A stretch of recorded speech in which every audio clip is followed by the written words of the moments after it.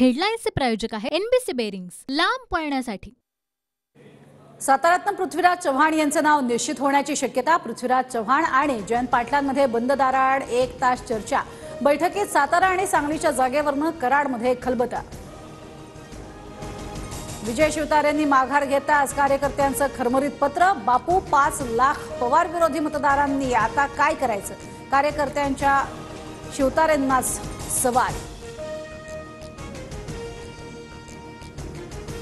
नवनीत राणांच्या प्रचाराच्या बॅनरवरती अजित पवार गटाच्या संजय खोडके यांचा आक्षेप। बॅनरवरती फोटो छापताना परवानगी न घेतल्याचा आरोप। माझ्या फोटोचा वापर करू नये, संजय खोडके यांचं नवनीत राणा यांना पत्र।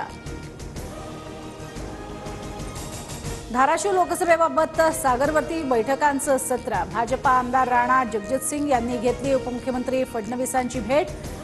तर या भेटीदरम्यान धाराशिव जागेसंदर्भात चर्चा झाल्याची माहिती।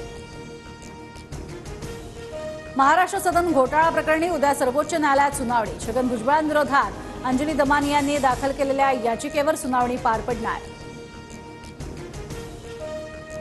डूबने वाले को तिनके का सहारा, मनसे महायुतीत येण्याच्या चर्चेवरनं ठाकरेंची खोचक टीका।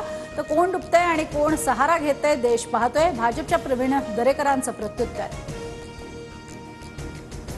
वंचित काँग्रेसला कोल्हापूर आणि नागपूरमध्ये पाठिंबा देणार, पण आमच्या 8 जागा काँग्रेस आणि राष्ट्रवादीमुळे पडल्या, प्रकाश आंबेडकरांचं वक्तव्य। अबकी बार भाजप तडीपार, निवडणूक रोख्यांचं बिंग फुटल्यानं केजरीवालांना अटक। उद्धव ठाकरेंचा हल्लाबोल, तर केजरीवाल सोरेन यांना अटक। हा लोकशाहीवर हल्ला, शरद पवारांची टीका। बारामतीमधील काटेवाडीच्या सरपंचांनी उभारली विजयाची गुढी। सुनेत्रा पवारांना उमेदवारी जाहीर झाल्यानं उभारली गुढी। अंबादास दानवे चंद्रकांत खैरेंमधील वाद मिटला। ठाकरेंनी आम्हाला समजावलं, दोघे मिळून काम करू, मात्र तिसरा नको असं ठाकरेंना सांगितलं। अंबादास दानवेंची प्रतिक्रिया।